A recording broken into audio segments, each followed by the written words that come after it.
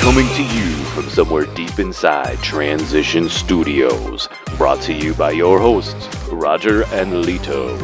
Welcome to Sci-Fi Rewind!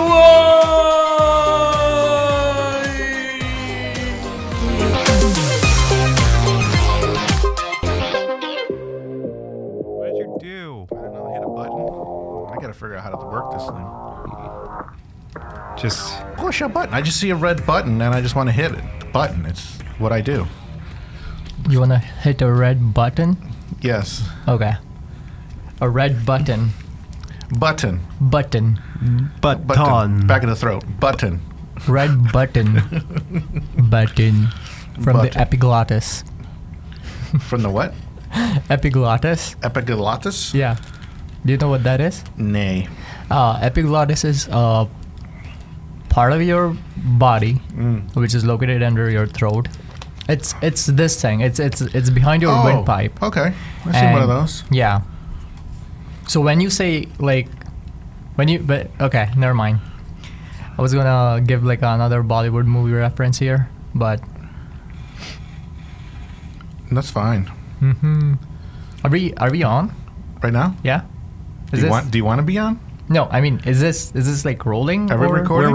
yes, we are recording. We've been recording for a long time. Oh no, I didn't know. Well, oh no, he started. I don't know, like 30 seconds, maybe a minute ago. Oh, okay. Yeah. I mean, he was recording earlier, but it's like Right. But like we're actually recording now. Oh, that's Oh, good. trust me, he did this to me. I was Yeah. trying to ask, it's like, are we recording? And then he ignored me, and then he made me look like a jerk. Not a jerk. He made me look like an idiot. He was just like, I was just like, I don't know where we're at. What's going on? I didn't hear. You could have cut it out. You were the editor. I know, but it was funny. It is funny. Yeah. That's Yeah. why I do it. It's funny. I like to joke around. I'm a jokester. Yeah. Check, 1, 2. I don't Gives know. the listener Check. a little depth.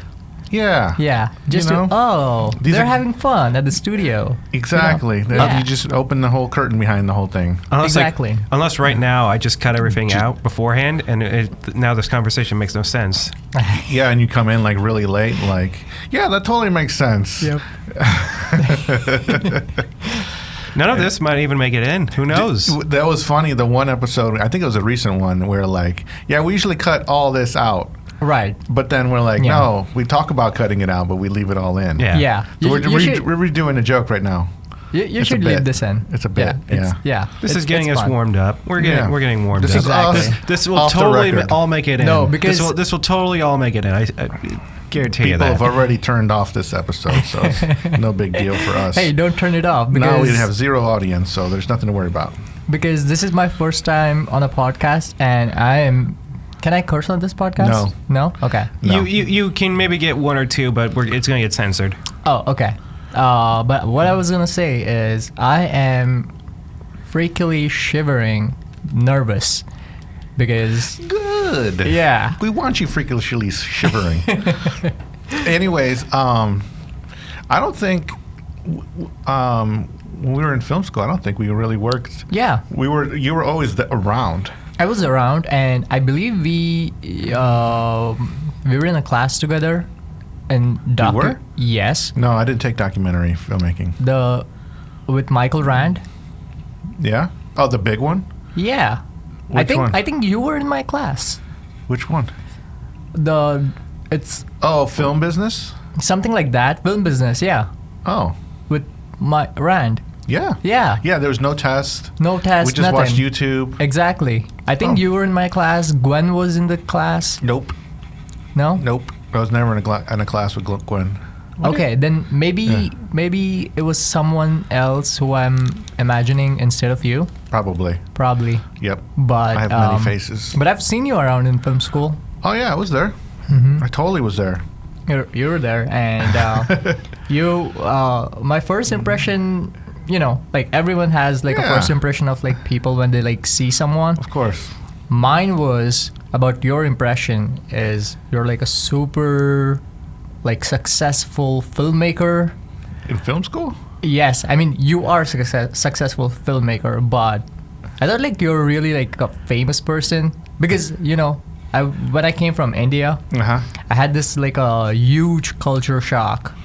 Yeah. Settling here and starting a new life, and for some reason I thought you're this like a super cool stud at the film school who's like made like bunch of movies and they're really successful. So that was one of my impressions about you. Oh wow. No. Yeah. What was I doing in film school if I was successful?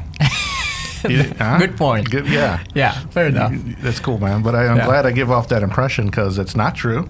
No, it is. You're successful. How? No, like I mean, YouTube video maker guy.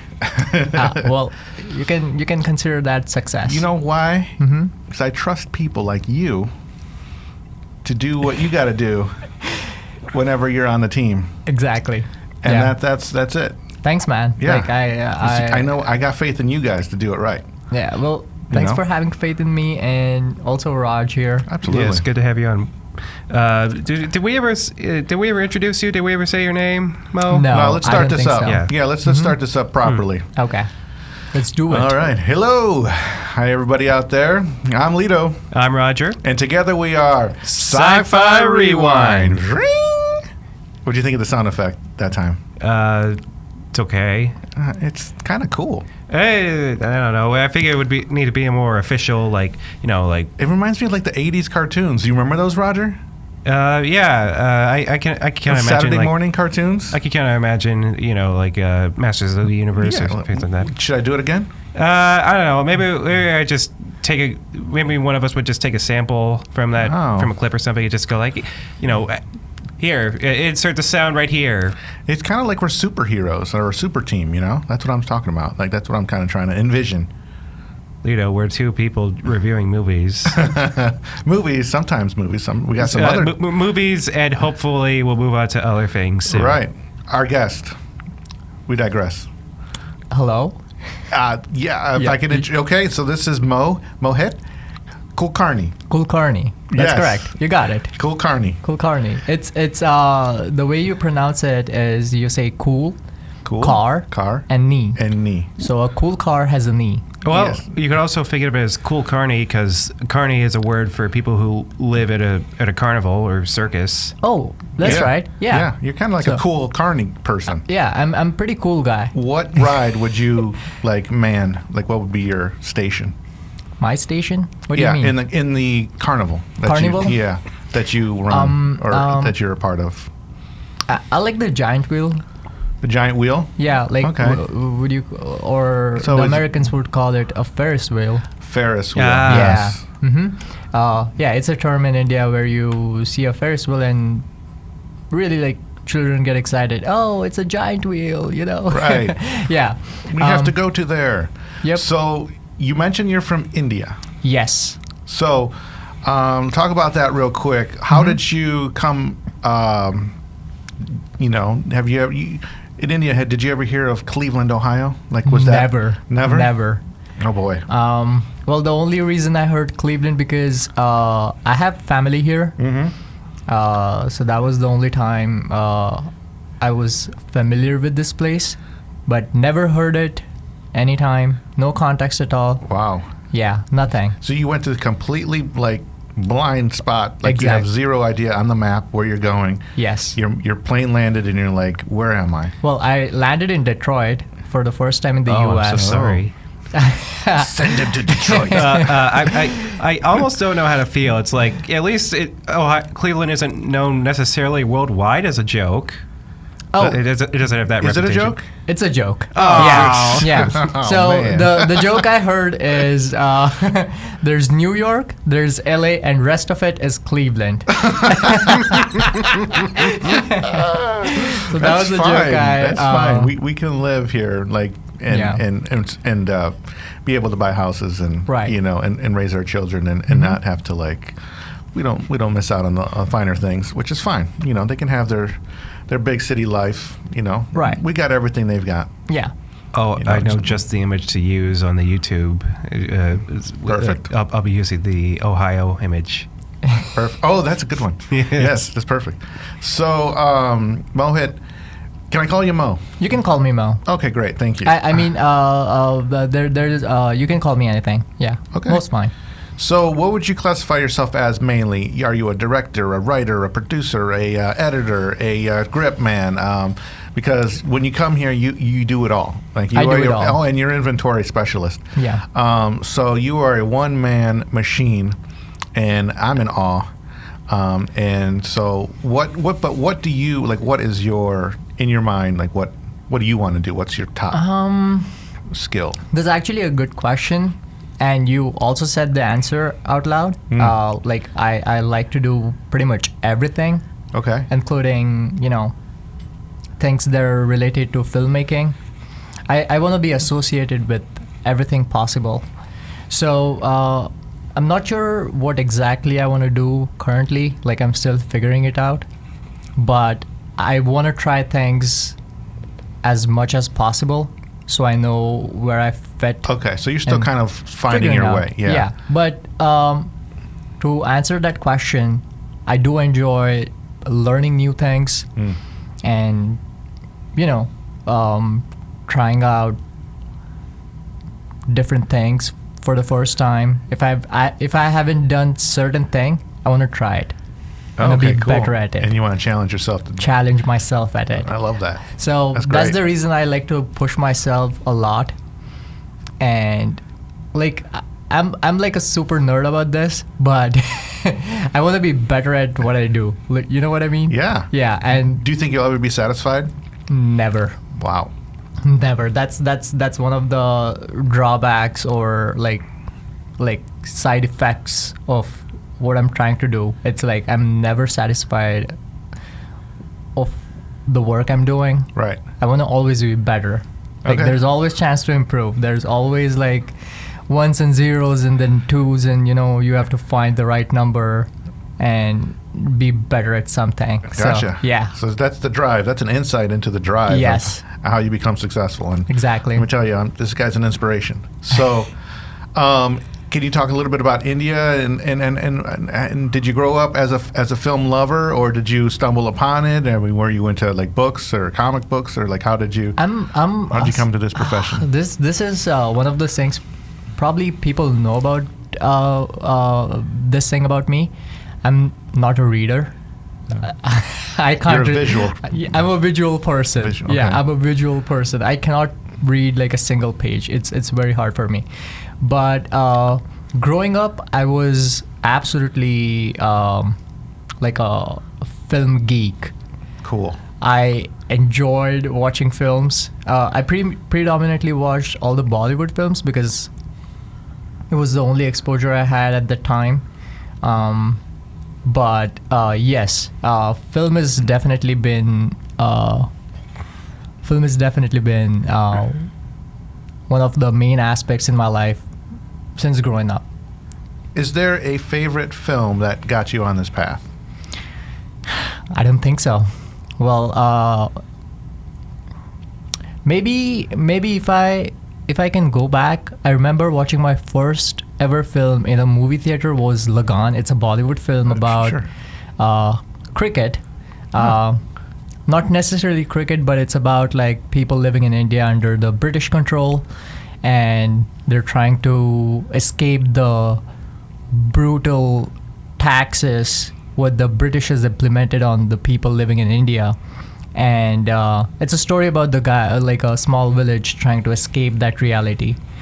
And I remember watching that film, and it's a 4-hour long film, by the way. Wow. It's insanely long, but it's amazing. I believe it was one of the first movies to ever land in Oscars. It didn't win, but it was one of the early Oscar films which in the international category. What year was that? Like really long. I don't remember exactly, but early 2000s maybe. Yeah, like 2001. I believe it came out in 2000, something like that. Not sure, but yeah. Can you speak on Bollywood a little bit? Because the movie we're going to be discussing today is a Bollywood film. Yes. Raw 1 came out in 2011. Yeah. And once you heard we were doing this podcast, we set this up a long time ago. We put you on a schedule right away because, like, Roger and I, we want to get exposed to, Bollywood. Yeah. I mean, 'cause this, this is what they do.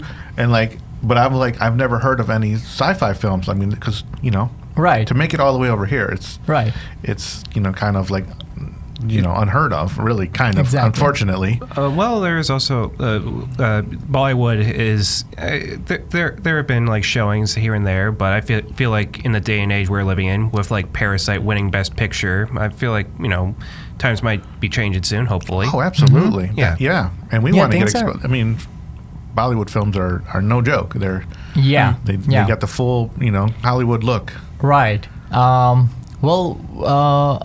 agree on that. Like, the international cinema is being exposed here in the U.S., and it's one of the important film markets in our global economy, I would say, because Hollywood, Bollywood, there's Nigerian film industry, which is Nollywood. There's South Korean film industry. There are pretty much like really major film industries around the world, and they all contribute to the entertainment economies around the world. Bollywood has been one of the biggest, I want to say. It's not the biggest right now because Nigeria is currently the biggest producing film industry in the world. Whoa. They produce a lot of movies, but Bollywood used to hold that crown. Probably like, I want to say 6,000 or 7,000 movies per year. Wow, 6,000 or 7,000. Yes. Do you know how many like Hollywood makes? Around like 1,000 maybe. Maybe. Yeah. That's, maybe less. Yeah. The reason why it does that, India does that, is because we have so many languages, and we want to cater to different languages. So we want to cater movies to different people, reach to different audiences, and the way we do it is each state probably has their own language, and each state would have their own film industry. So in the south there is Bollywood, that's in north. So Punjabi is a language. It's in the north state of India, Punjab, and their film industry is Bollywood. So they only make Punjabi films. Oh. And so people in that state can probably watch like Punjabi content. Bollywood, where Bollywood stands is Bollywood caters to all over India and pretty much Southeast Asia. I don't want to say India specifically because there are people in Asia who watch Bollywood stuff as well. So, and how many people are we talking about here? Total population? 1.3 billion with a B. With a B in India, just Wow. itself. But if you add up the numbers, I want to say about 2 billion people consume Bollywood content. Wow. It's a lot. So if you don't make it in Hollywood or like if you find yourself struggling in Hollywood, would it be like not a bad idea to maybe check out what's going on in Bollywood and see if you can't get in there? Yeah. Wow. They have really cool projects going on. The way Bollywood works is they want to do over the top, spend a lot of money, do big productions. Right. Do practical stunts. The reason I picked this movie is because could I go into the film or should I? Well, we have it. Structure. Okay. Yeah. So we'll talk about that. Yeah, in the a initial second thoughts. segment. Yeah. Okay. But the way Bollywood does all the production is huge. It relies less on VFX and computer generated image. They want to do everything live, so it's a really fun experience to be on a Bollywood set. I haven't been on a Bollywood set, but I definitely dream to be in one of the massive productions. Right. So that's my final question is, do you see yourself ending up in Bollywood or Hollywood? I want to work everywhere. I want to go. I want to travel, Oh, yeah. Wherever there's work for me, I'm there. I'll be there. Cool. Well, with that attitude, I don't think you're going to have a problem. Maybe try and be a liaison. That would be pretty neat to do. Right. So, Roger, do you have any questions before we get started? Ask me a question, Roger. Mo, have you ever seen any films from Uganda? I have not. There's apparently this one movie out there that's called Who Killed Captain Alex. That's like a trip. Okay. It's like these guys didn't have the budget whatsoever to make a film. Right. But they made the film anyway, and apparently when they were making the film, like their lives were in danger or something. Okay. Because there was like, I don't know, maybe some sort of like police force or civil war going on. I don't know the full context, but it's such a crazy film that it's just kind of lovable. Right. And right. I was just curious because I was wondering if Uganda was, I don't know, if it's like, you know, if Bollywood is making all that stuff, this Right. is like some guy with like $5 going like, let's make a movie. Exactly. That's what Who Killed Captain Alex is. I want to see it now. Okay, yeah, it's it's all you're hyping me up to watch this film. oh, it's so lovely in its chaos. That's good. Yeah. One other thing, we talked about this. You've never seen Star Wars. I have never seen Star Wars. Yes, this is something I wanted to bring up. Mo here is like an anomaly. All those films that it's like, we got exposed to it at a young age. I can't experience it for the first time. Mo is that person who has not experienced any of them. We talk about all these films and he goes like, I haven't seen it. It's just like, oh my God, we need to like study you. We need to. So this is what we were planning to do.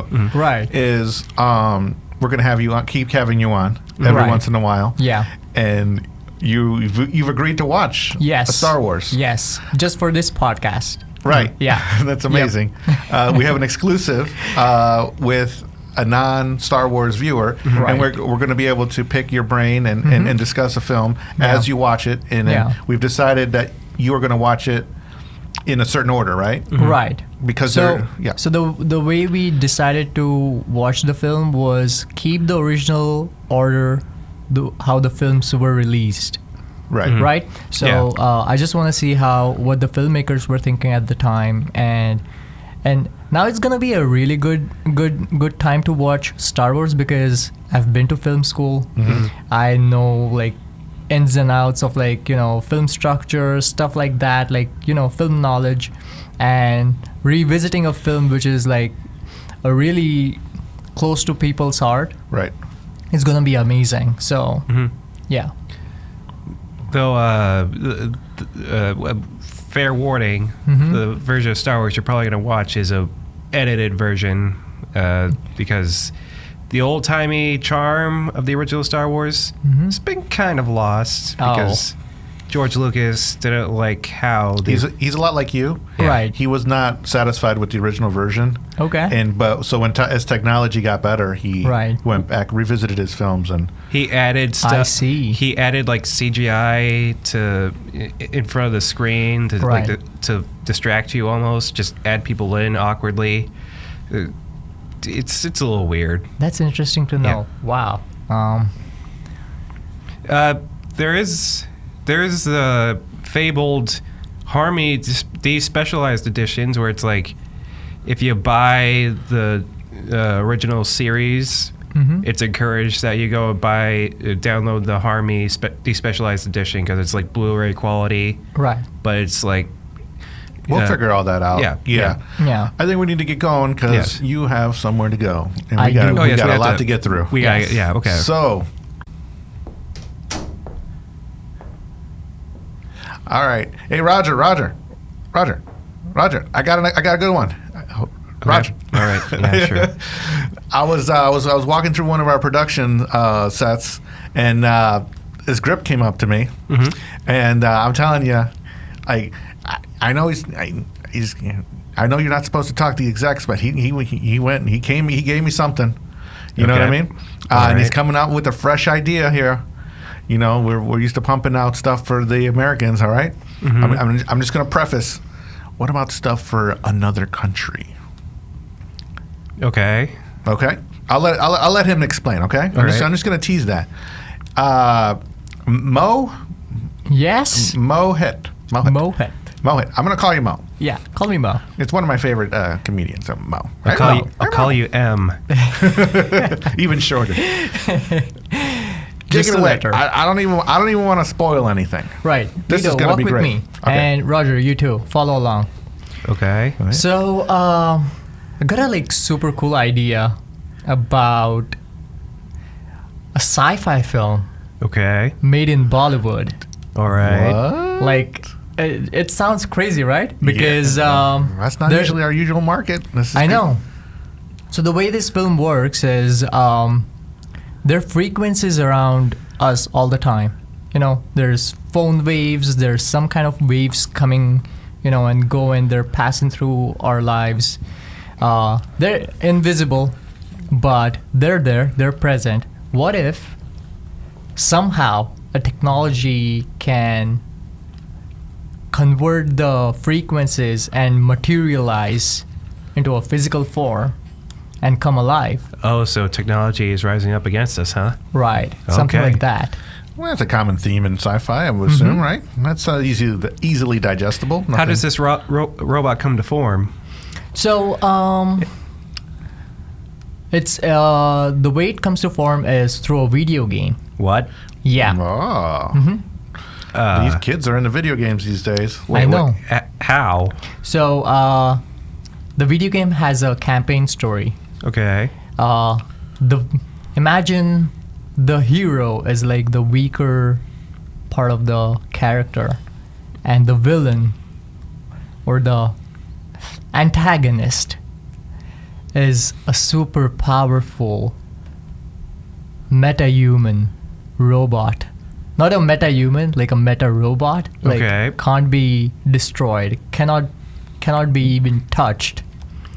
Sort of energy. All right. And a Yeah. villain that can't be destroyed? Yes.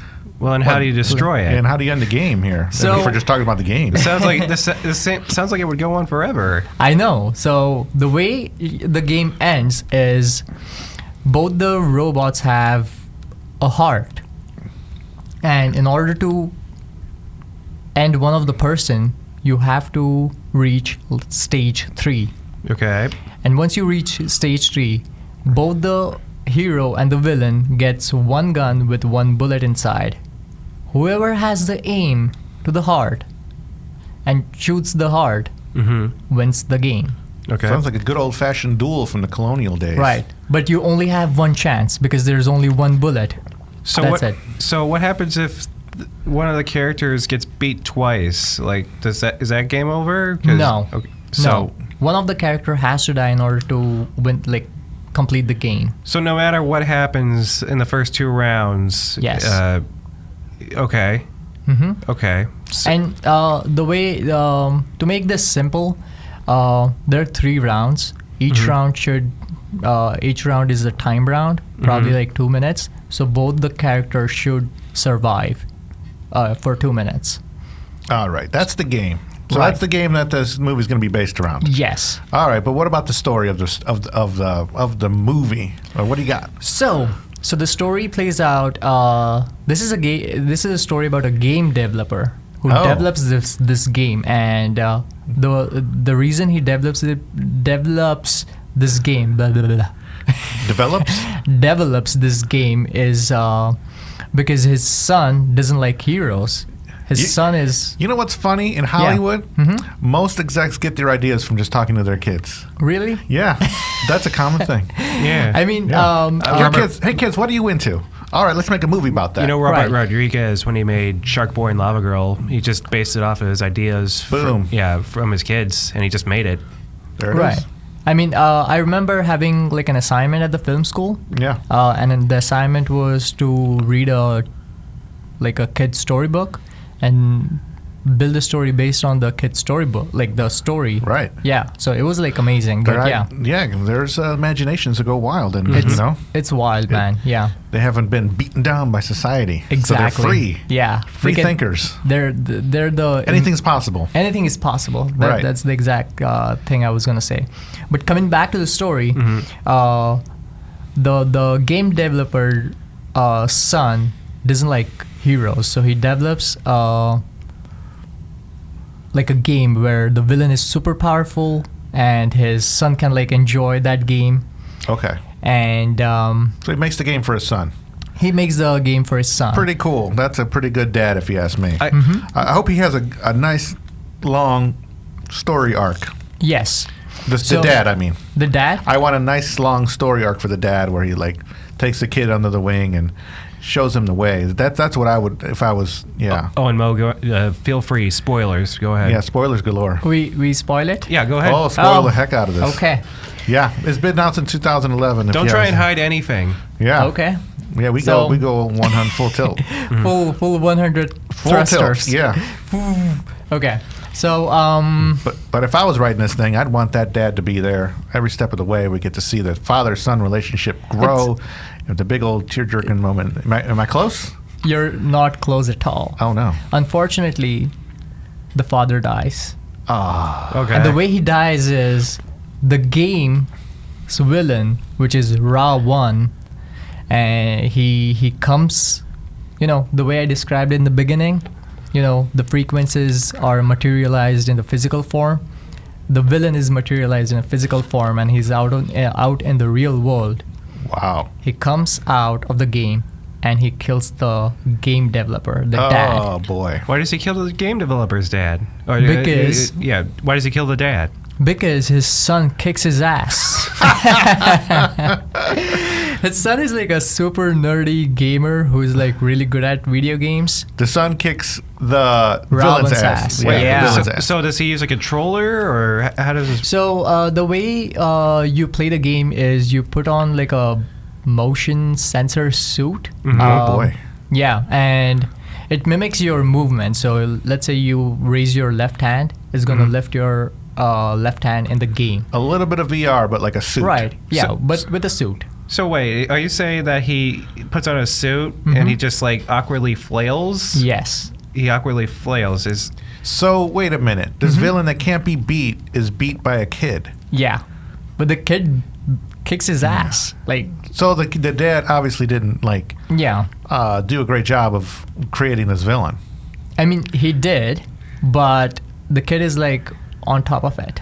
It sounds like they might have misplaced a few numbers here and there, and just somehow it's created a good advanced fighting enemy AI. They actually just created a AI that's maybe a little too powerful. Right. Sounds like someone messed up something along the way. Yeah, and then this AI seems like it has like an ego. Yes. Some problems with the ego. He has power. So the Ra1 is connected to an artificial intelligence server, which is always like feeding itself and learning new things. He learns that Lucifer, who is the kid's name is like his gaming name is Lucifer. The devil? Yeah, kind of. Okay. Yeah. The kid is the devil. The kid is the devil. See? So Lucifer kicks Ra1's ass like multiple times. What's that one movie about the kid being the devil? Omen. No. Well, yeah, that's a good one. Yeah. No, which one? It's about the redhead. Rosemary's Baby? Well, those are the horror movies. Now I'm talking about the comedy. What's it called with the kid? I don't know. He was like a redhead kid or something. Problem Child or something like that? Was it Problem Child? I don't remember it. Yeah, with like John Ritter. It's an old one. Anyways, the kid. There's a movie. Yeah, Problem Child. Which, a kid is a devil. He kind of acts like he's like Dennis the Menace on steroids. I mean, aren't all kids devils? In a way, yeah. In a way, yeah, they are. So I think it's just a fitting name for a little kid. That's all. That's all. Yeah. So yeah. So Lucifer kicks Ra1's ass, and Ra1 is like... I'm sorry, did you say ramen? Ra1. I'm sorry, I'm super hungry right now. I said ramen. And Ra1 has this grudge on the kid. I just find it so funny. What was funny? I just find it just like the villain motivation. It's just like, this kid beat me up. Now I'm gonna go beat him up. Yes, it's like that. Like, so exactly. It's so silly. It sounds silly. It's really so. It's a silly film. All right, so we've got an AI, we've got a video game. I mean, all these things are going to test out fine in the target markets that we want to. It's going to be teenagers. It's going to be people on dates. Talk about this love story. I'm sure there's going to be a love story, right? There's definitely a love story. So, the way I'm thinking to make this film is in Bollywood, Okay. and there is a Bollywood film. There isn't a Bollywood film if there isn't romance. Yes. We need romance. I think we need to close up this shop and just open up a shop in Bollywood. Yeah. Because this speaks to me Yeah. Okay. as a creative. Yeah. Okay. Well, I think we just got that. Okay. I mean, I'm just I'm speaking out loud. I'm still thinking about it, but is it all taking place in India or Bollywood, or is it going to be in any other places? Are we going to do some globe trotting? Yeah. Why not? We can start off in. Well, I was thinking somewhere in Europe. I possibly think London is a good idea to start off this film because we want to show like this family staying in like a super developed society where they encourage all the ideas to make something happen like this. Maybe we can even have some people speak English so that some English speaking audience could just kind of maybe follow along a little bit. Yeah. So yeah, there's definitely like Western influence at the beginning, but once the incident happens, where the incident is that when the Ravan kills the dad, the family decides to move to India. Ooh. So Ravan cannot, find them or trace them. So that's They go into hiding. they're hiding. Ooh. Incognito mode. Wait a minute. So we're talking about an AI, some sort of robot type thing designed to kill. It's got a target in mind. A small kid. Wait a minute. Hold on. Is this just Terminator? Wait a minute. Yeah. Yeah. This is Terminator? This is Terminator 2? Wait, but there's more. Oh, no. Oh, jeez. There's more? There's more. Don't tell me about the heart. Don't tell me the heart. No, not the heart. Describe the heart for me real quick. Okay, so the heart is a part of the game. Uh-huh. No. What does it look like? Oh, jeez. It looks like the best way to have you picture what a heart looks like is Iron Man. Oh, no. Okay. So imagine Iron the Man. circle in Can't you think of something new? No. No. I want to do something with. We're going to have to keep this one on the low. This can't be released here in the States. Well, you know what? We're just going to have to go full crazy. All right. If we're going to go, if we're going to do this, if we're going to borrow, can I use that term? Yeah. Amongst friends? Yeah. Borrow some ideas. If we're going to be inspired. There you go. Inspired. I like that. Yes. It's true salesman over there. Inspired. Yeah. Good word. If we're going to be inspired by some IPs out there, let's kind of keep this away from the masses because you're saying there's 1 billion people. You know what? 2 billion. 2 billion. You know what? I just $5 recently a piece. I just recently saw The Matrix. Let's throw that in. I love that idea. Okay, let's just keep going. Yes. Yeah. But Matrix. What else we got? What else? Matrix. I recently saw some Mission Impossible car chase Love scenes. it. Yeah, everything. Yes. Boom. Tron. Yes. Throw it in there. Tron. Throw Batman. Come on. Let's keep going. Can we maybe some Jackie Chan action movies or Let's something? reference Or that. Bruce Can Lee? we reference Jackie? Yes. This is an open. I love this Bollywood. Yeah. It's like there's Let's no go rules. throw in all of them. All okay. this stuff's gonna work. I'm telling you, it's already worked. Yes. Let's just rehash it. And Exactly. Sell it to a whole brand new audience. They don't even know it. You know what? We don't even need to keep going. We got it. How much you need? How much you want? How much you want? Okay, there is a term for this. Okay. There is a term for this in India. In order to have everything in one piece, you call masala.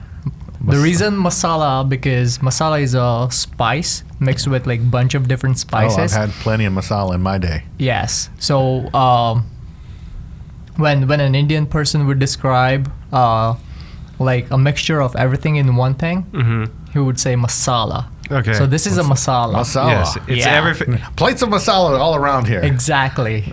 Sharon, where's Sharon? Have Sharon bring masala. Yes. You want masala? Masala. Masala. How much? How much masala do you need? Extra. Extra masala. Extra masala. Speaking of how much we need, how much money do we need? Yeah, come on. We need. I'm well, about to hit the bank up. The budget, I think, if this was about to make this, if this film was to get made in here in the U.S., I would probably say $60 million. $60 but million. now it's being made in India. So I want to say $30 million because cheap labor. You know what?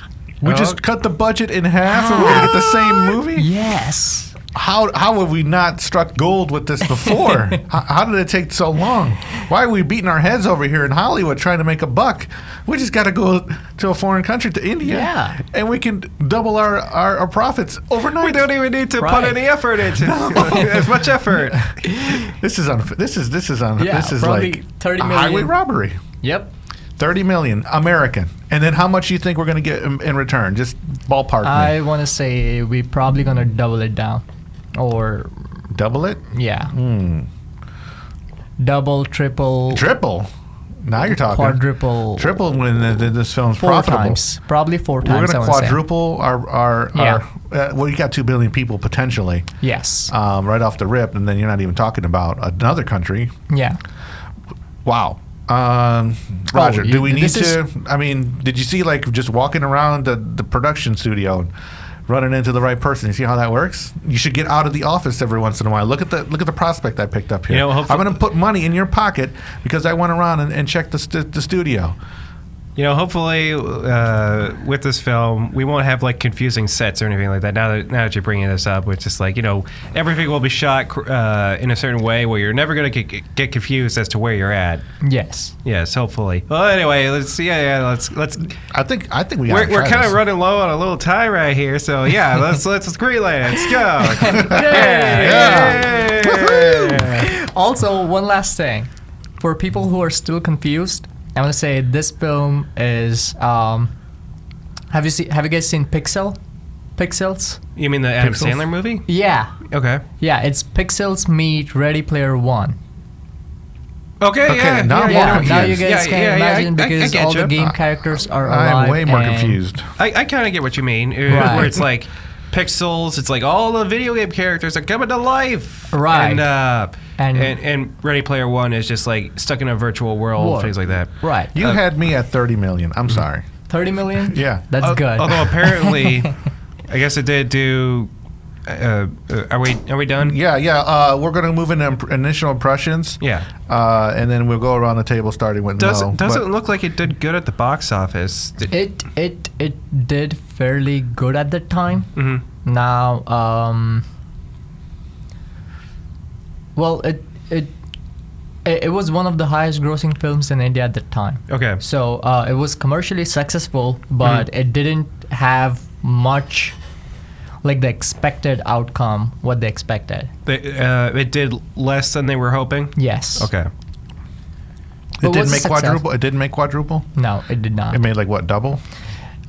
Probably doubler, yeah. So you were just BSing us on the fact that it was going to get dropped quadruple. Well, I was trying to get you guys green light this film, so yeah. Lie. All the lies. Lie. Go ahead. Lie. Yeah, we didn't even talk about like the actors and then the directors. I don't even know if that was even. Oh, you did ask us beforehand to look the main actor up, and I did that research. Okay. King of Bollywood? King of Bollywood. So you got the Tom Cruise of Bollywood. Cruise. Yes. Wow. And actually, that's a good way to put out for this actor. He is the Tom Cruise of India. Yeah, he seemed like he looks like. I mean, he would. Yeah. He fits the bill of a Tom Cruise type actor. Action, but then he can sing and dance and. Right. And woo the ladies. Yep. Woo the ladies. He's a romantic or. I don't know if I can use this term here or not, but they call it a chocolate boy. Do you guys know what a chocolate boy is?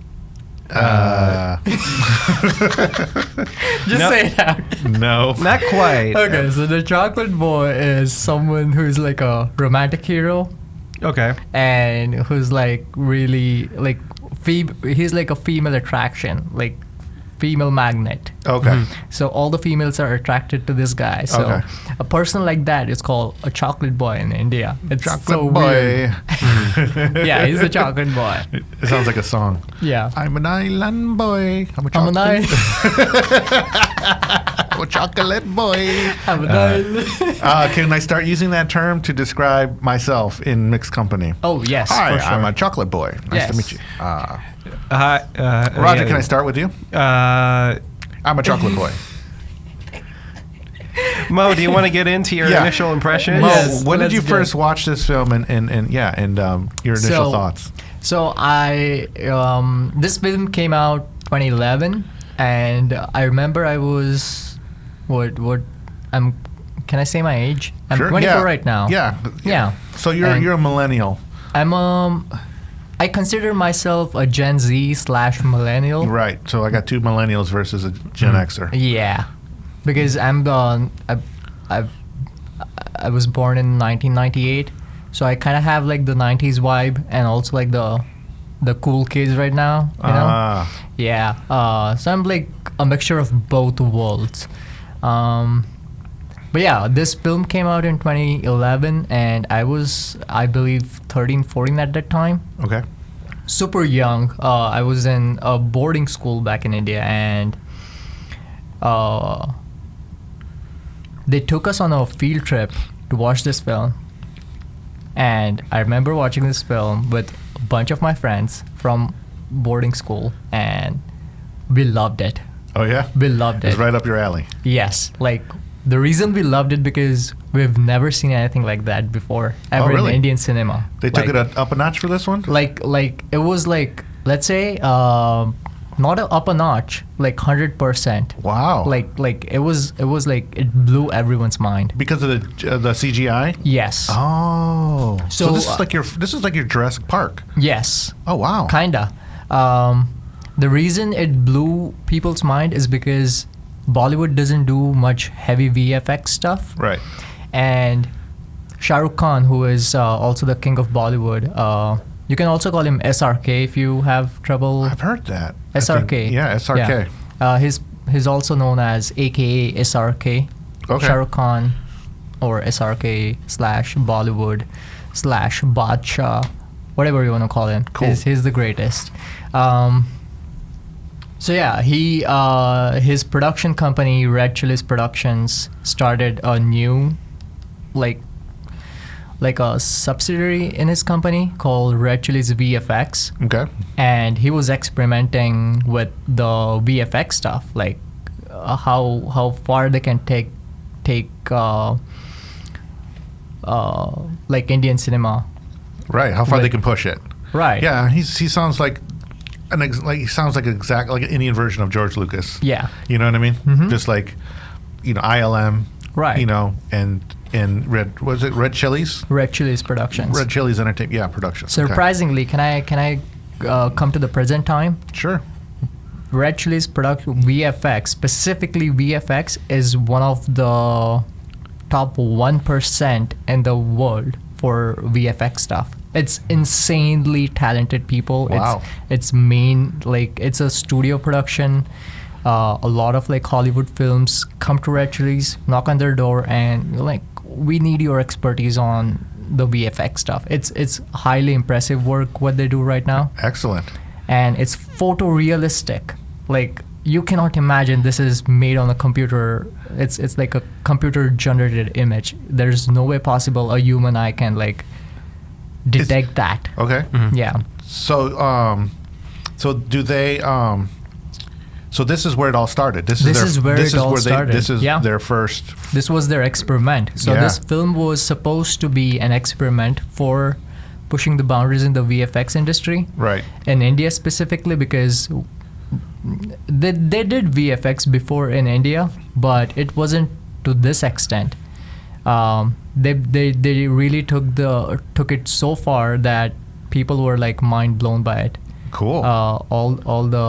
All the VFX you see in this film, and I remember watching as a kid, a teenager. I was in love with it. Like, come on, like this was your Star Wars. This was my Star Wars. Yeah. Or the Matrix. Or the Matrix. Yeah, exactly. I've seen the Matrix. Yeah. Thank God. But yeah, it was one of the classic films. If someone listening right now is we're piquing their interest, mm-hmm.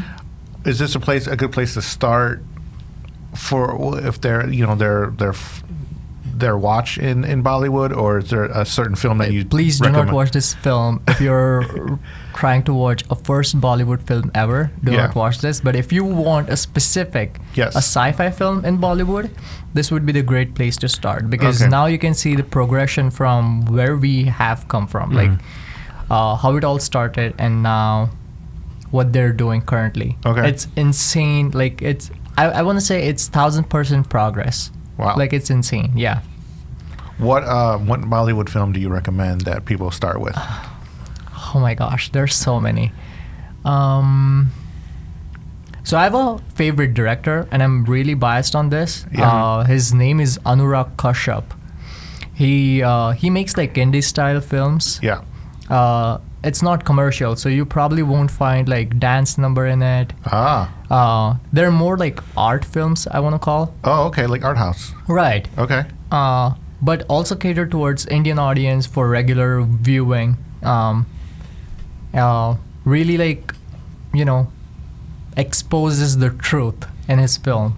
Oh, in the story? In the story, yeah. Okay. So, one of my favorite films by him is Raman Raghav 2.0.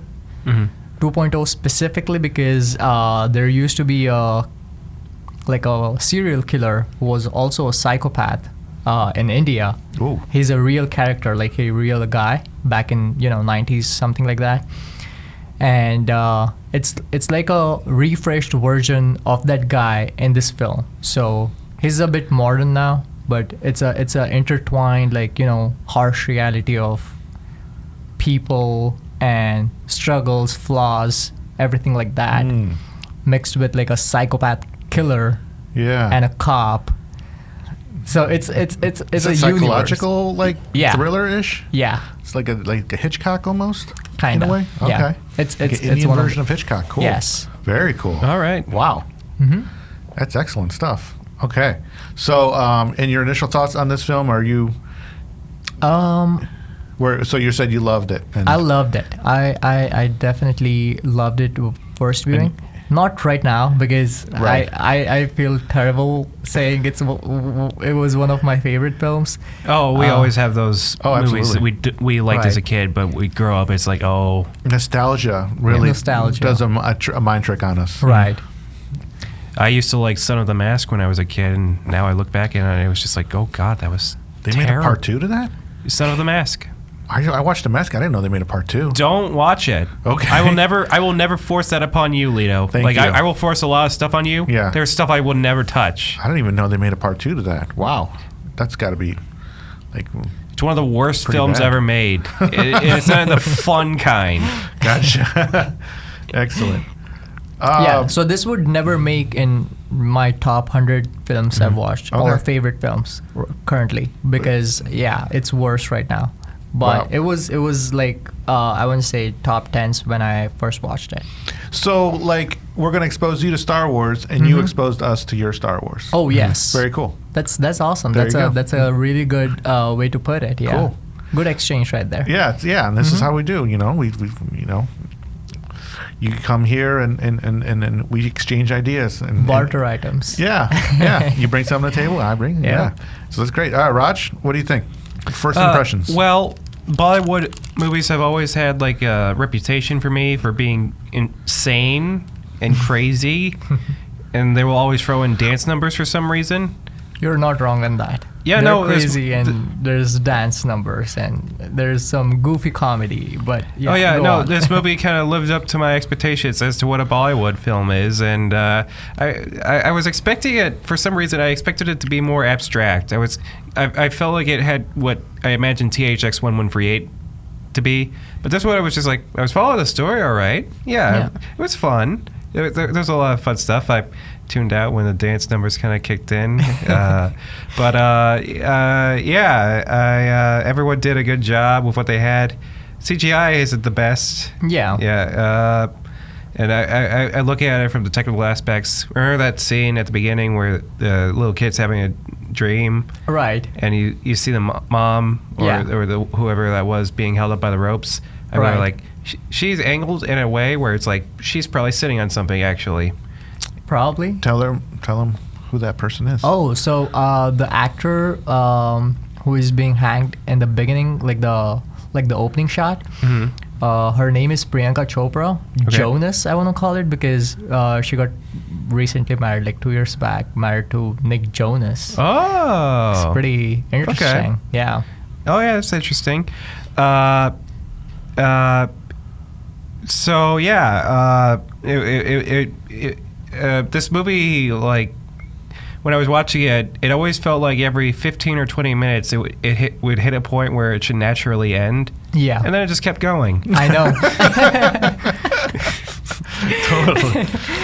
I definitely agree on that, because I don't think the story was their main focus. Oh yeah, no. for this one. When the dad died, I was like, well, that was a short film. We're having a funeral and everything. And, Yeah, that's something I would do in my films. Yeah. Right. Like kill the main character, Yeah. like in the first minute, Yeah. and then movie over. Yeah, it was But just they like kept going. Yeah. It's like, well, that was a fun time.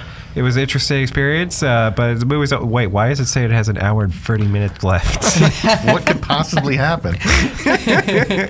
So it's just like build up for nothing. Yes. Yeah. Like let me sum up what Bollywood is. It's build up for nothing.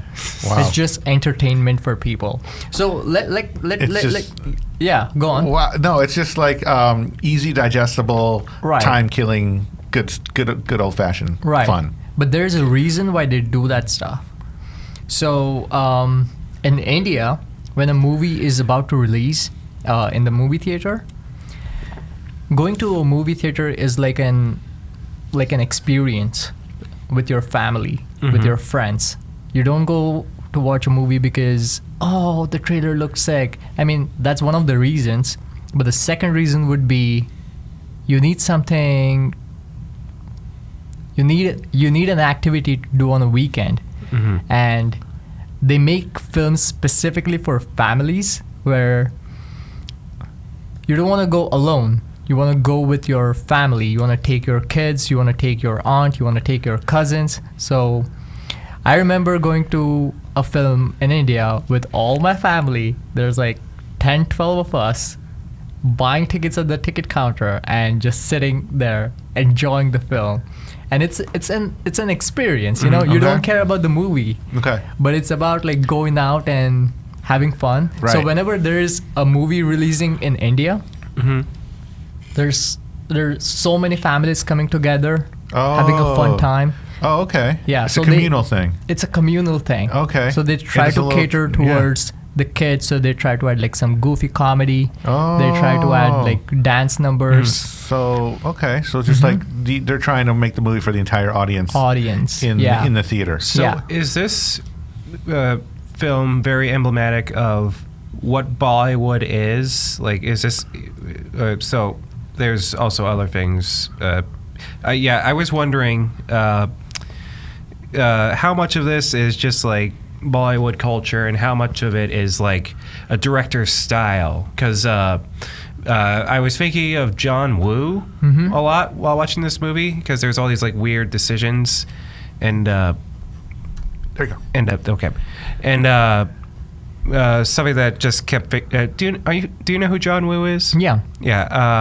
For those who don't know, just doing this, he's directed Hard Google Boiled. it. Yeah, but he's done Hard Boiled. He did Face Off. He did all these films. And when you watch a John Woo movie, you could tell you're watching a John Woo movie because of his style. There's just all these things. And I was like, is this? And so watching this film, I was like, is this a director's choice, or is this just more so like accepted? And how much of this is just like a culture that I'm not familiar with?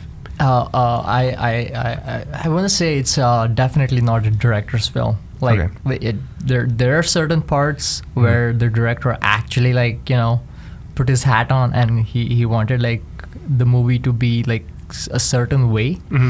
But the way so the Bollywood industry is kind of different than how Hollywood works. I want to focus on what's different in Bollywood. First thing, people worship actors more than anything. Like, they don't want to care who the director is or who the writer is. Like, they're unknown to the public.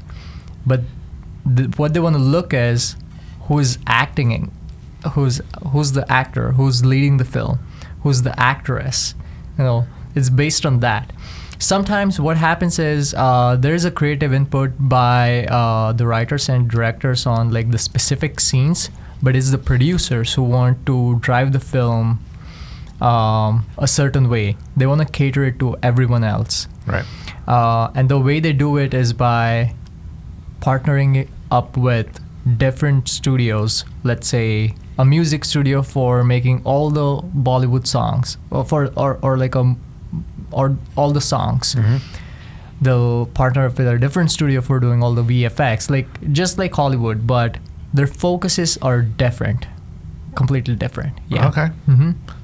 So, are you all set, Raj? Yeah, go ahead. Okay, so like my thoughts were, it's the first time I watched it. Mm-hmm. I mean, there's no way I would have ever seen this movie I if know. you would not have recommended it. No, I would have never crossed paths with it. So Right. thank you for enlightening me Mm-hmm. on this whole experience. It was course. great. The music, like first and foremost, Yeah. you Yeah. mentioned it.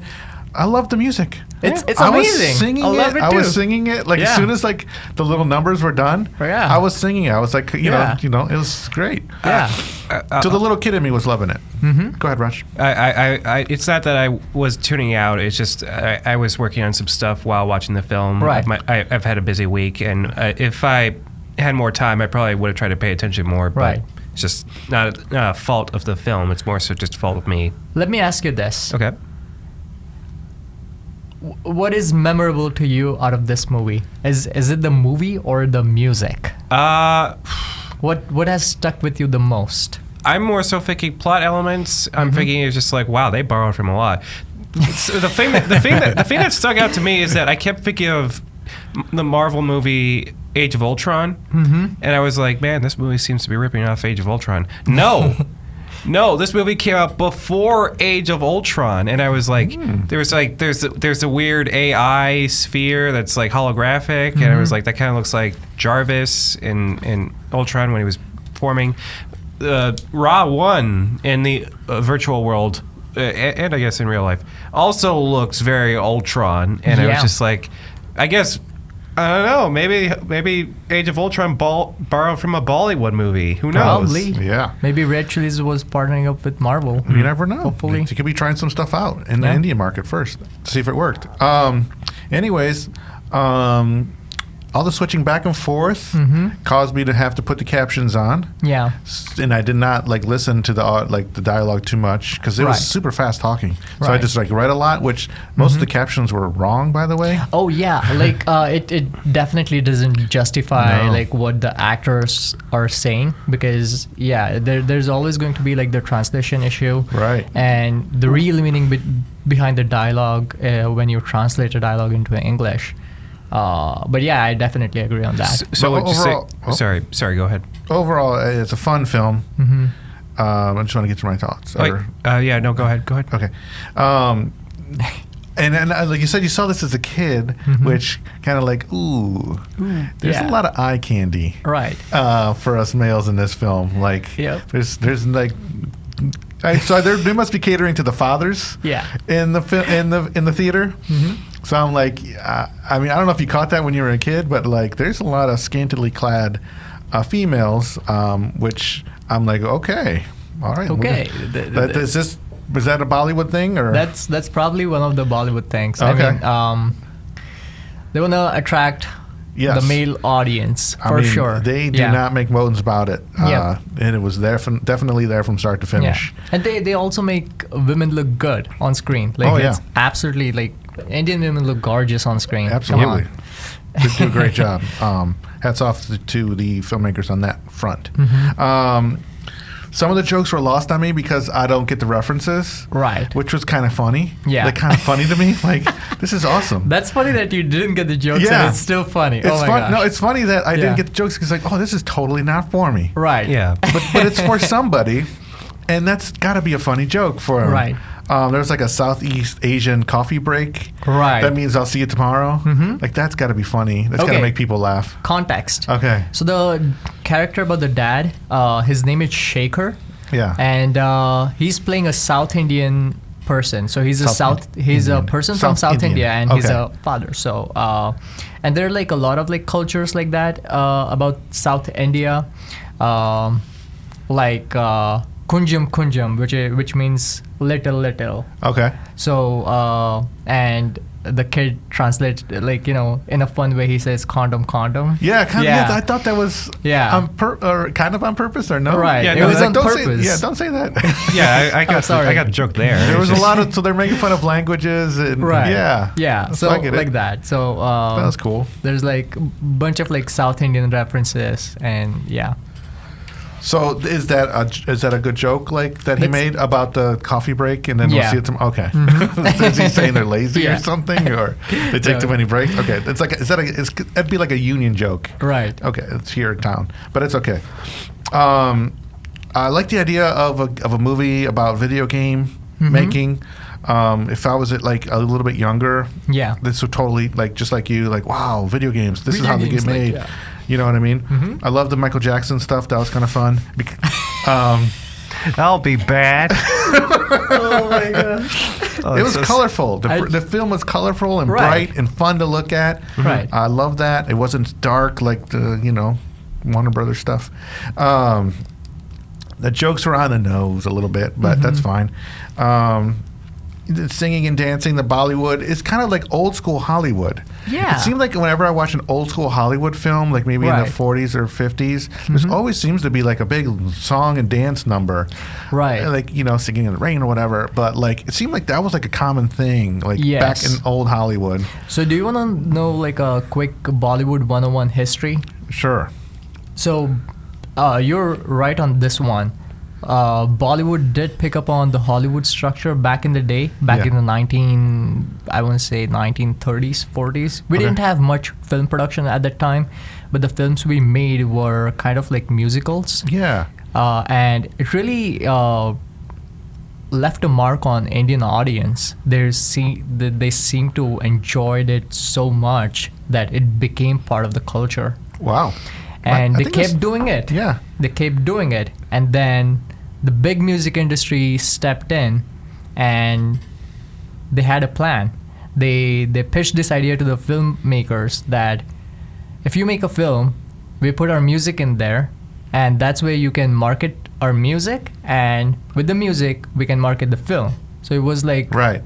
Like a symbiotic relationship. Exactly. Right. So that's awesome. Mm-hmm. I mean, it's kind of cool. Like, you guys do it differently, but it works for you guys and everything. It works. It might not work here because we're not used to that, but that's fine. And it says a lot about your people. Like, you love having a good time, right? And it shows in your art. Yeah, and that's what it is. It says a lot. You guys like to just take your hats off and like take a break. Dance around a little bit. Do a little like eye flirting, and some cheeky stuff, and then we'll get back to the business in a minute. You know? It's a little wacky, but that's fine. But then there's some parts where it just kind of just like stands around. Like, there's just kind of like nothing's really happening. Right. Which I'll get to that later. So those are my initial thoughts. But like, what are your impressions? Like, what's your interpretation of the meaning of this film? What are the themes that you see? For me, the interpretation I got from the film is that even though there's like evil stuff out there, the good always wins. Somehow it always wins. Interesting. There are multiple like interpretation I get from this. There's an Indian epic story called Ramayana, and it's a story about a prince who is in exile in the forest for like 7 or 14 years, I believe. And while he's on exile, his wife decides to join him, and apparently one of the bad, like a monster guy, his name is Ravan. So they're borrowing from these mythic stories. So Ravan abducts Ram, which is the prince, Ram's wife, and it's a real story, by the way. And Ravan means... Ravan means an evil character. Evil. Okay. It not necessarily means an evil character, but they picked it up from Ramayana. Okay. So Ravan was the bad guy in Ramayana. Okay. So, and pretty much, if you ask anyone in India what Ramayana is, they'll definitely like 100% know what that is. Okay. So we have a festival called Dashera, and it basically there's a scene in the film where they burn a big statue with 10 faces on him. Oh, okay. That's Ravan. That's an actual person. Okay, cool. So people back in the day believed that he had 10 heads. So if you kill one head, like if you chop off his head, another would pop on. Oh, so you gotta get all 10 at once. Yeah. No. Yeah. You gotta get all the 10. So that's the only way you can kill him. Really short. Ram wins the battle. It was super hard for him, but he wins the battle and gets his wife back. Oh, okay. So in a way, Ram is G1. G1 means life. Life. Right. G1 means life, and Ravan means the monster. Right. So almost like an angel and a devil. In a way. It also, it means like, you could look at it a literal way. It's like gone, and it's like talking about how the dad is gone, and now this AI robot is all that's left. Just a reminder that the dad is, no longer there. Right. I'm trying to see, like, I'm still wondering why they chose Lucifer, because Lucifer is also like, Lucifer's name back then was Lightbringer. Right. And I'm just like trying to think of, I guess Lucifer was an angel, so maybe there's themes about that, but maybe that's actually a good point. So Lucifer was an angel, but it also refers to devil. So fallen angel. Yeah, fallen angel. So maybe Lucifer can be interpreted as being in the middle ground. 50-50, good side and the bad side. You're right in the middle. And there's Ravan, which is on the bad side, and there's Jivan, which is on the good side. And Lucifer sits right in the middle. Okay. Oh. Do you see what I'm saying? Yeah. Maybe, you see, filmmakers have some sort of like connection. Right. They figure it out. It's just subliminal. It's right all there. It's all subtext. Subliminal subtext. Right. And it's up to interpretation, and whatever your looking glass mirror kind of like goes through, whatever you've gone through and experienced in your life, right? You'll project onto the screen, which is perfect to help you, escape into the film. Exactly. Escape from Tarkov. Oh. Sorry, cut that out. That's all right. Little plug. All right, Raj, what do you think the themes are? Well, a lot of the themes, I think you kind of discussed them. For me, like, it's almost hard because, it's a culture shock or something like that. For sure. Great point. But I think something that was prevalent to me is a theme of parenthood, fatherhood. It's just like, it's just like parents will probably do anything to keep their kids safe. The dad sacrifices himself and tries to go like, I'm Lucifer, don't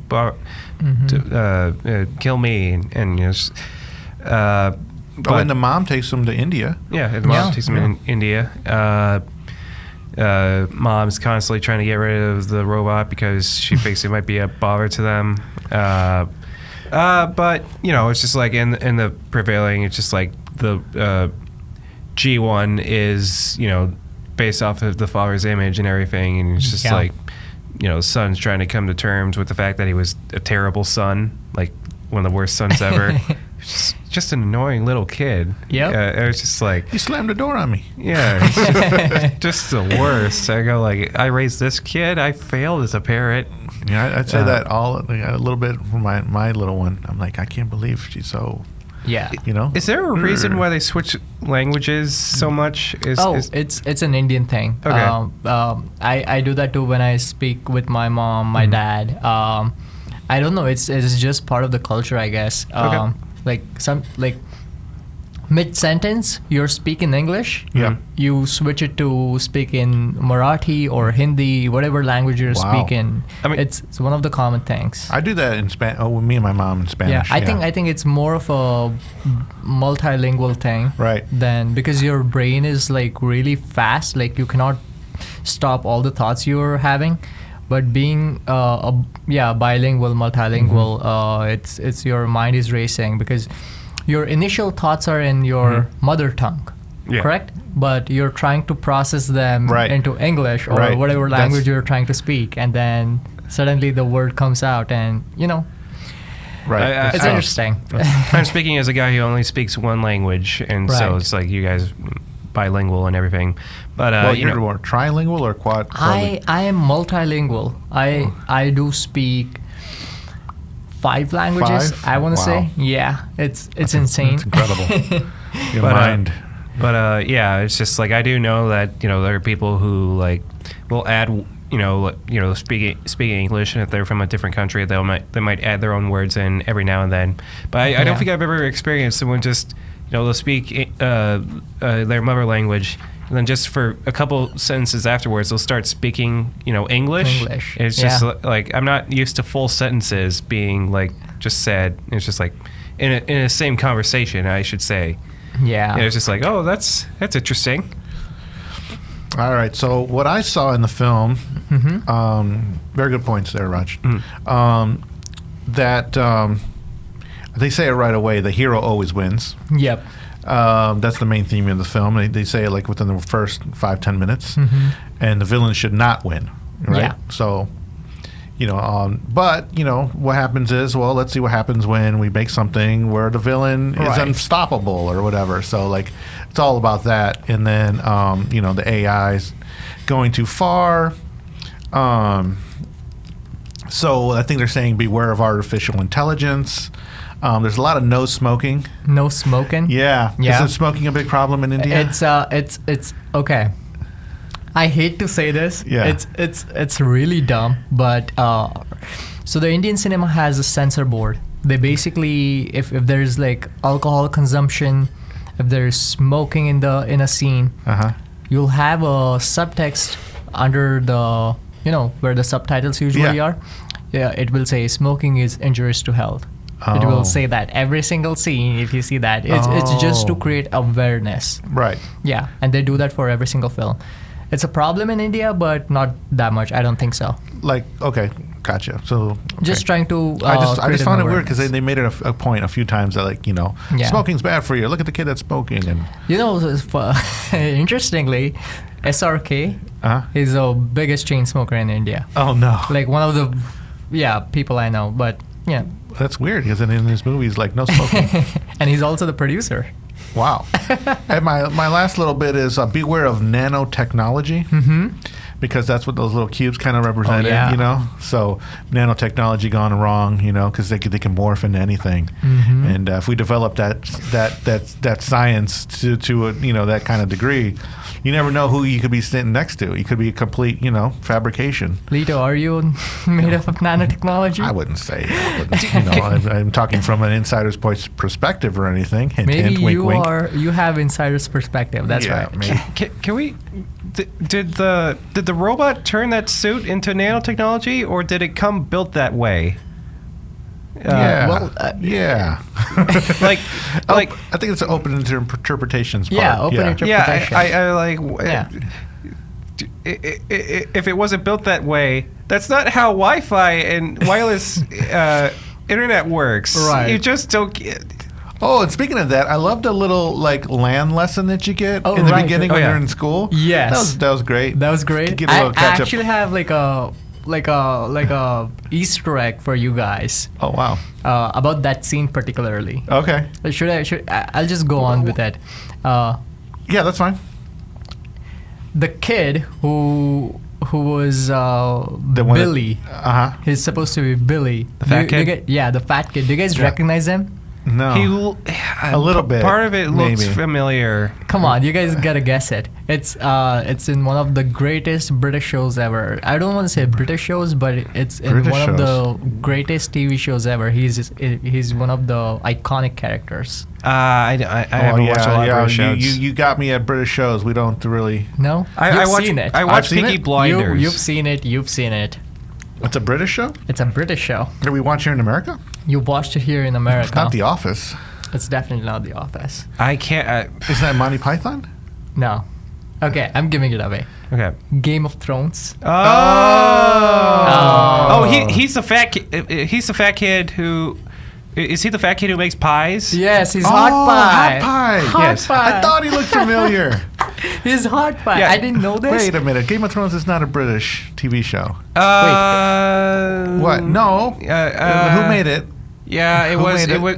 I mean, I don't know where It to. is a British TV show. It's HBO Max. It's probably made in England. Right. Yeah, But I- it could be American British. I don't know what's the classified. the guys who started it are American. And R.R. Martin?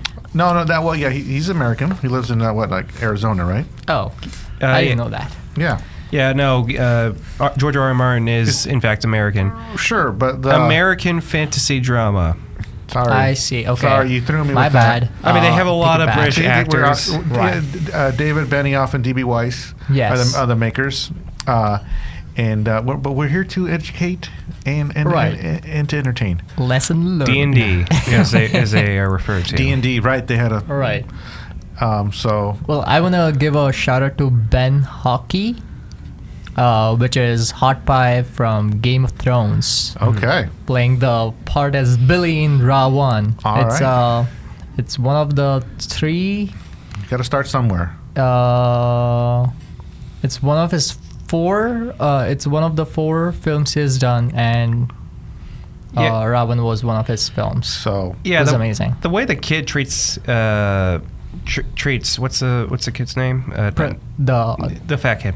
Fat Kid Billy. Yeah, the way the son treats Billy, I just go like, you little son of a bee. Yeah. You suck. So, but that kind of leads us into stories behind the stories. Right. So, do you have any behind the scenes type stories Yeah. for Raw 1? Mm-hmm. I actually have a lot.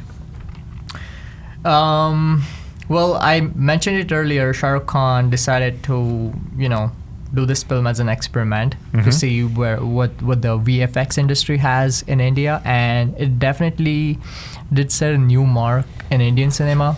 Right.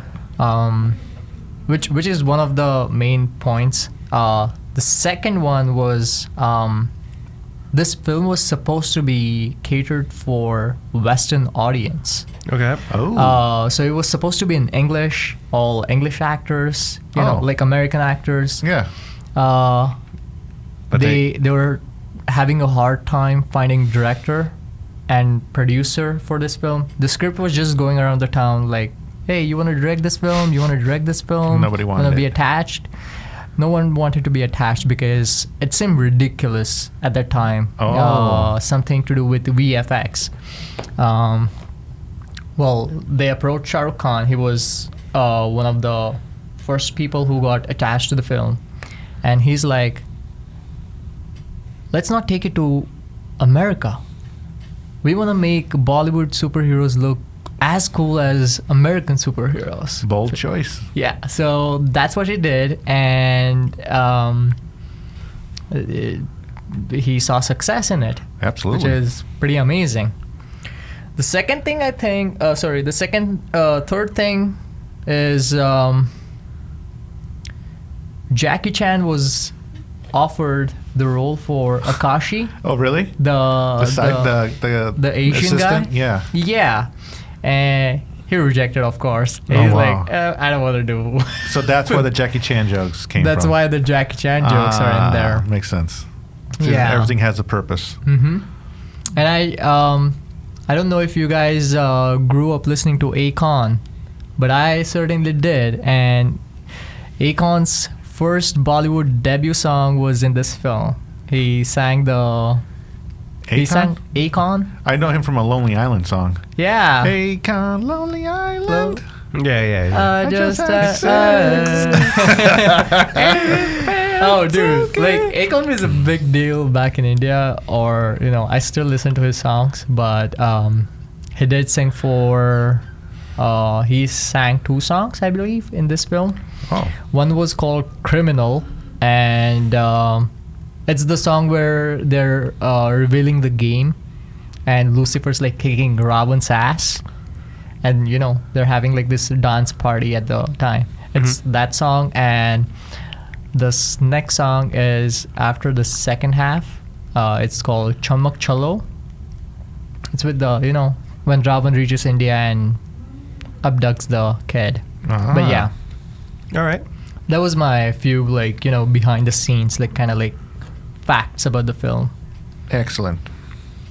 Roger? So this one, this is going to sound a little odd at the beginning. I like a YouTube channel called Red Letter Media. They do all these movie reviews, and back in the day, they reviewed a Bollywood film. And the Bollywood film they talked about was Enfurian? Yes, it's also called Robot. As it is referred to. I actually was gonna pick Robot for this episode, for my first film on this podcast. Yeah, but the reason I bring this up is because the main character of Robot shows up in this movie. Yes, and I'm glad you caught that. Yes, and I go I was like, that's a cameo, I had to imagine. He's a superhero. And so, I decided, I'll go rewatch Red Letter Media's review just for fun, because it was like, that's who that guy was. Yeah. That's who it was. He just appeared. Oh my gosh. It's funny because they made a film in South India called Robot. It became a massive hit in India. Like people loved it. I actually want to take back. Robot was one of the first VFX heavy films in India. It came. When you were talking about it, I was holding it. I was just like, I want to talk about it, but I want to save it for behind the scenes stuff. Right. And I was just like, you're wrong. And I was wrong. I had learned. It's just like apparently for they don't spend all their money on VFX. Right. They spend it on the actors, and I was just like, it's just like that's going to be the main appeal. That's all we got to do. But we'll put VFX in here because I remember they bring it up in their review. It's just like before even watching the film, there are YouTube clips called it's like Indian Terminator, and the ball. I don't want to quite give it away, but the giant man. The giant man. Yeah. It's just like, oh my lord, that looks hilarious. Yep, it was amazing. Also, Chitti, who's the Rajnikant. It's the actor's name who plays Robot in Robot. Right. He's a superstar in India. People worship him. I'm not lying. He's considered a god in South India. Wow. He's massive. He's massive in South India. Is that really why they refer to him as like a superhero in Rowan? Yes. Oh wow. He's a big deal for South Indians, so it's pretty amazing. He's also a really good actor. Done few fantastic films and really classic films he's done. And wow, he's 71. He's 71, still working. Wow. Still doing action kind of stuff. It's just mind blowing that there's this guy and there's another actor called Amitabh Bachchan. He's a big deal. He's a big deal in Bollywood, and he should be around 75, I want to say, but still does movies currently. Cool. Let's see here. My only thing is so it did get some plagiarism allegations thrown its way. Absolutely. So somebody saw it and were like, hey, wait a minute. So that's everything. A Matrix. Yeah. That's straight up the Jackie Chan character you're talking about. Yeah, exactly the Matrix. The classic, flat out fraud. Bruce Lee. His name. The same storyline as Terminator Judgment Day. Yeah. Sarah Connor and Eddie Furlong's character. It's blatant ripoffs of Iron Man's heart thing. Yep. So, but it never really had to Probably because it was in a different country. I think they got away with it. Yeah. Which, No. I think you're right because a lot of Indian filmmakers have been in trouble because of accusations of plagiarism. It's not it's very common in India to have stuff, because you might have heard this song "Stand by Me." They got the rights in here. They did not plagiarize it. Okay. But the idea was to get the license to the song and have like an Indian version. So you see the connection from bringing stuff over and giving exposure of like what Hollywood is doing, but in like an Indian twist way. Gotcha.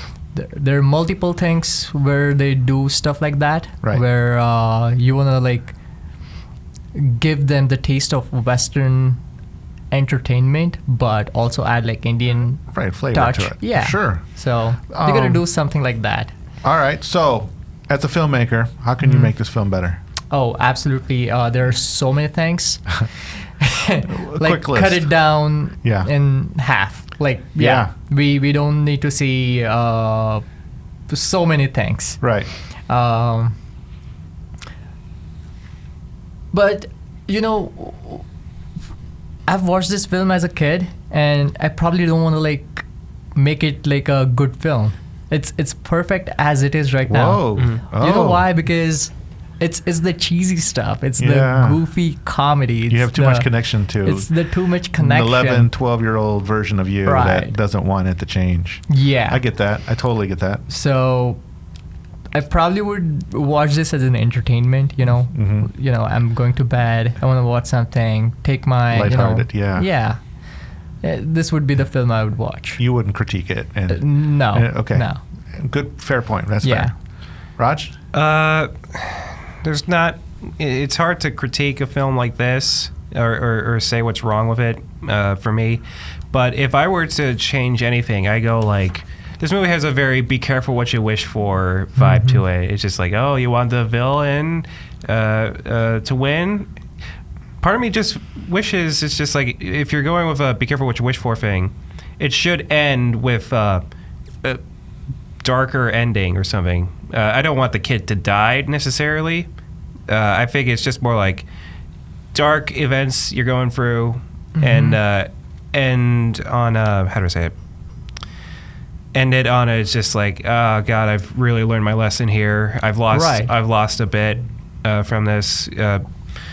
I'm gonna take my father's lessons to heart, or things like that. Right. Like the Brothers Grimm. The Brothers Grimm, all those stories that they had. I like that movie.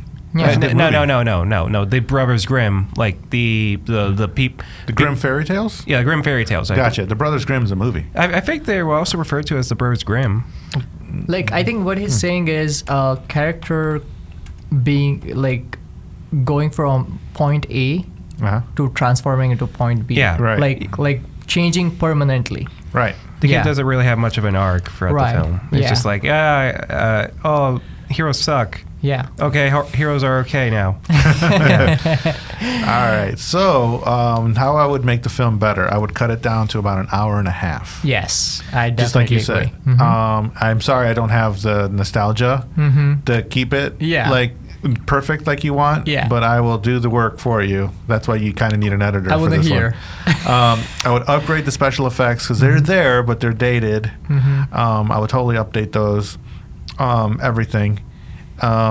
I would get rid of all the plagiarism. Yes. And try to hit the story harder and try to figure out new ways of you know what I mean, of telling that stuff. Yeah.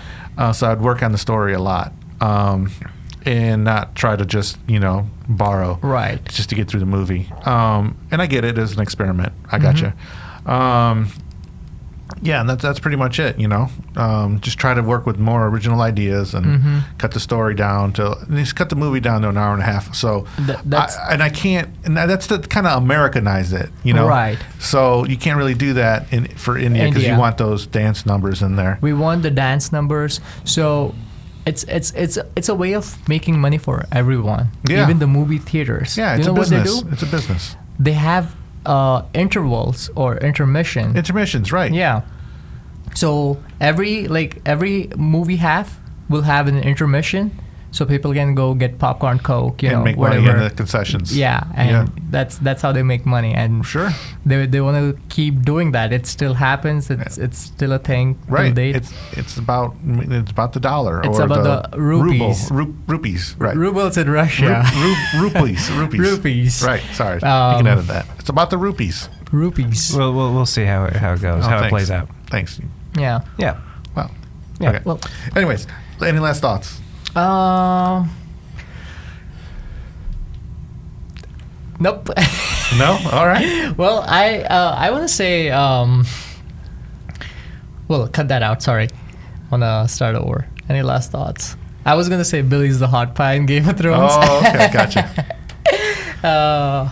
But yeah, I'm gonna keep watching this film, probably like once a year. Wow.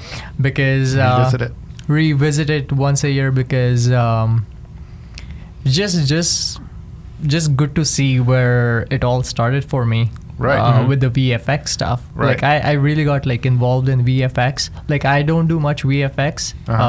A little knowledge, basic here and there, but for me this was the drive for getting started with VFX. And very cool. You can start somewhere, and this is the place to start. So right, it's an inspiration. It's an inspiration. Yep. Roger, any last thoughts before we get to recommendations? Speaking as a gamer, that setup the kid has, with that virtual reality setup where he's doing all those like martial arts and things like that, that is completely unrealistic.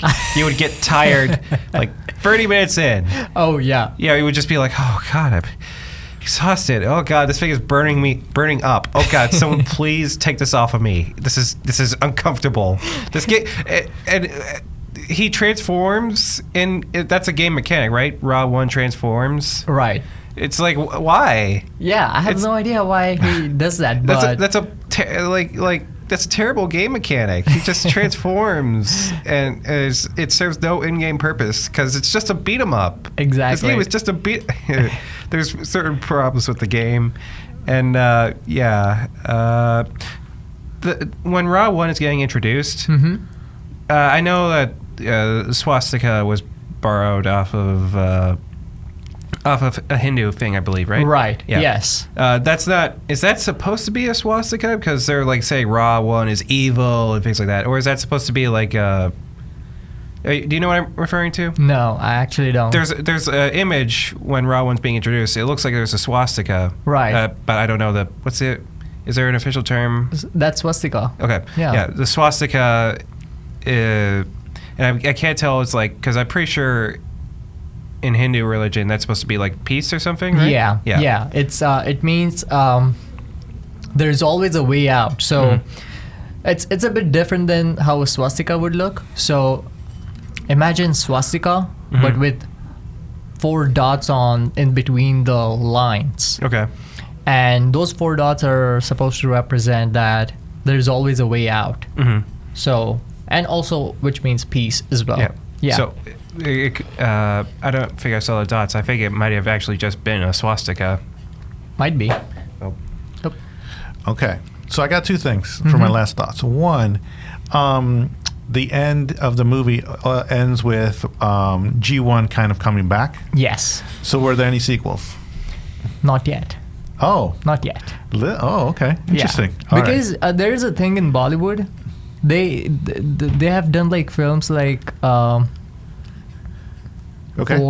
for like let's say a film is released in 2000, but the sequel is released in like 2010. It's a thing in India. Oh, okay, interesting. So it's about time. It's about time. Okay, we might see Ravan 2 coming up with like advanced VFX. Yeah.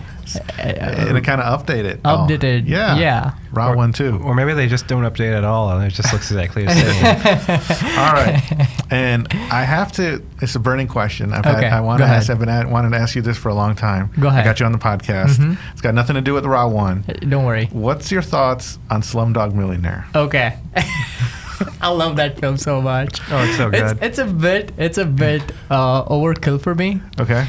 no one speaks English in a police station in India. That's ridiculous. It's like, this is Hollywood, Halloween. I know, right? I know. Yeah, but I actually love Slumdog Millionaire. Like, okay, and I love Slumdog Millionaire. It's pretty cool. Like, we bought the album because the music was amazing. Right. So. The music was produced and composed by A.R. Rahman, the god himself, the maestro. GG's to you, man. Like, amazing. He's one of my favorite musicians. Okay. But what I like about Slumdog Millionaire is they've focused on a certain part of the city in Mumbai, right? Which is Dharavi, which is also supposed to be the biggest slum in the world. And those people have stories to tell. Right. And it's one of the stories in Slumdog Millionaire, but there are thousands of stories they're currently living right now. And it's amazing to see one of those stories in a big screen and winning awards at such an international stage. Right. So, yeah, that's do you was it okay that it wasn't like an Indian director? Yeah, it was Danny Boyle. Right. Danny Boyle. Yeah, I know. Danny Boyle. I mean, spearheading that campaign and getting that one in the can, or you think? I don't mind that. You don't mind that at all? That doesn't bother you? Cool. No. That's cool, man. As long as the film connects with the audience, right, I'm okay with it. And it definitely did connect with me. With certainly a lot of people. So right. No, I definitely inspired me to look at in films from India. I mean, we watch more Indian films after that. Right. And we love them. We like, right. I mean, I can go through the list, but I don't want to, I'll be here forever. I'm just looking at Slumdog Millionaire.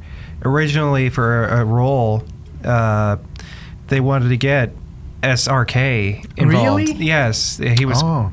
That's interesting. I wonder how different it would have been with like an Indian I don't know. Director. He was the game. He was going to be the game show host. Right. So he was actually, Who Wants to Be Millionaire. We have a similar show in India called Kaun Banega Crorepati, which is literally the translation. Who Wants to Be Millionaire. Oh, okay, gotcha. And Shah Rukh Khan hosted the show for a long time. Oh, wow. Yeah. So I see him playing the actual show host for Who Wants to Be Millionaire. It wouldn't surprise me at all. Excellent. But, yeah. All right. So on that topic, what other, if you like this movie, Rawan, what other movies would you recommend someone watch? I would definitely want to recommend Robot, which is also an Indian film. It basically gives an idea of like it's like an overkill or Rawan, but like on steroids. Okay. It's amazing. I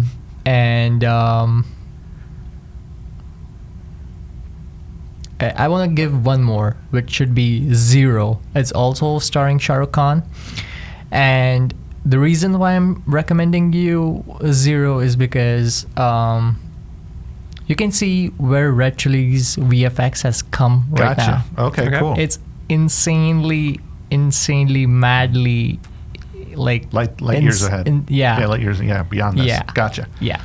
All right, Raj, recommendations? Well, we kind of touched upon them a bit as to what the movie kind of borrowed from. I also kind of threw in Age of Ultron because it's almost shocking just how much it kind of looks similar to that, even though Age of Ultron hadn't come out beforehand. But one movie that also came to mind, 2007 Transformers. Okay, very good. I was just like, man, this kind of feels like that as well. Okay. I don't know if I necessarily recommend it, but it's an okay film. Right. So the films that came to mind when I first started watching, I'm like Kung Fu Hustle. Okay. Oh yeah. Yeah, I love that film so much. Oh yeah, it's a good one. It's a great one. I love that film. Grandma's Boy, because he's also a game developer in that movie. Yeah. Mortal Kombat. The new one or the old? The old one. Okay. I don't know about the new ones. Oh, it's the new one. New one has some good action. Yeah. No, I'm talking about the '90s ones. Oh yeah, '90s one has a nice cheese to it. But yeah. Species, because the kind of the cloning kind of thing, or not cloning, but like taking on someone who you kind of killed their face and everything. Right. The Terminator, The Matrix, Moulin Rouge, because just the dancing. Right. And like the wackiness of the characters' faces, they would cut to a wacky face here and there. Unstoppable, because of the train. Yes. Scene, and and if you're in the books, Prey. It's a Michael Crichton book about nanobots, kind of like changing into things. So those are my recommendations. What are you currently watching now? This is our last topic. I'm currently watching. It's a sci-fi TV show made for kids. I mean, anyone can watch it. It's called Lost in Space on Netflix. Oh, yeah, absolutely. Yeah. I love that show. It's amazing. Oh, what season is it on now? I'm on, I believe I'm on the last season. I believe they have only 3 seasons, right? Oh, I don't know. I saw the first. We're talking the new show, right? The new Lost in Space. Yeah. Okay. Cool. And I'll finish it tonight. Very good. Yeah, it's pretty amazing, and I recommend it. It's I thought it's gonna be like PG, so really like kid-centric jokes or anything like that, but it's not. It's pretty fun. It's catered for all age groups, and you can watch it. Sounds great. Danger, Will Robinson. Will Robinson. Anyway, so I haven't seen much. Not this week, but I rewatched 2 films, Batman and Batman Returns. Nice. Very weak plots, but great filmmaking all around. Just like the story of Returns is insane. It's so stupid, but just everything else about it is like top tier. It's Batman, man. Yeah. Yeah. It's the Batman. Oh God, there's that scene when Catwoman's just giving herself a badge. She's just looking at herself and she's like, what? Eye candy. So what about the new Batman? Did you see it? Yeah, I saw it. I recommended it. Don't spoil it, please. Yeah, no, that's why. I just said last week I recommended it. Oh, that's right. That's right. Okay. Yeah. So I did see it. And I'm going to move on to other movies that I've been watching. Okay. And so, I've been watching. That's it. I watched Batman, Saturday Night Live. I can't miss TV every week. And, right. And I haven't been watching much, but I've been doing some research on a script that I want to write. So I started watching this movie called Four Lions. Okay. You ever heard of that? I haven't. It's about some wannabe like Arabic guys that want to be terrorists. Okay. And they got to go through terrorist training. And it's super funny. So I think I've heard a similar concept, but it's a short film. Have you heard about that? I can like pitch you that short film real quick. It's about like 2 terrorists about to blow up a coffee shop, and they're supposed to be at a different coffee shop, but they are given like the same address. And they meet up at there, and they're like fighting for that life. They're like suicide bombers, but and they have like a huge argument between them, like who's gonna blow the bomb first. It's funny to see humor from that angle, right? Because it's always like us kind of making fun of them, but like it's them making fun of themselves. It's kind of funny and kind of like. So it's kind of cool. Yeah. And then like stories like that. That's awesome. What's it called again? Four Lions. Four Lions. Yeah, and it's got great reviews. Yeah, and so far it's been a blast to watch. And I just, like I said, I'm doing some research for something. Nice. I kind of want to. Right. So, all right. I think that's going to do it for this episode. We want to give the teaser? The teaser? Well, I went to Florida on vacation this week, and it's very fitting because I had some shellfish while I was there. Oh. And there you go. Yes. I don't know what that means. As usual, he speaks in riddles. But I want to thank Mohit for being on the show. You're going to be on the show, so I'm sorry. There's no question. You're going to come back. Of course, I'm going to come back. We're going to have the Star Wars under your belt, and it's going to be a lot of fun to talk to you about that. And thank Roger for working hard this week, but still being able to do the show and then watching the movie. I appreciate that, Roger. if you guys, if this sparks some Bollywood interest, definitely go check out a Bollywood film, see what we're talking about. Check out Raw 1. Go watch Robot. And then make sure to follow us on Facebook and Twitter and Instagram. You can email us at rewindscifi@gmail.com. Also, we're starting we've started a post discussion group. If you want to ask us some questions, or if if we get something wrong, definitely throw it in there. And if you have Bollywood questions, Bollywood questions, let us have it. Definitely we're here to keep the conversation going. So, all right, everybody, have a good rest of the week, and we'll see you next week. Take care, everyone. All right, we'll see you later. Bye.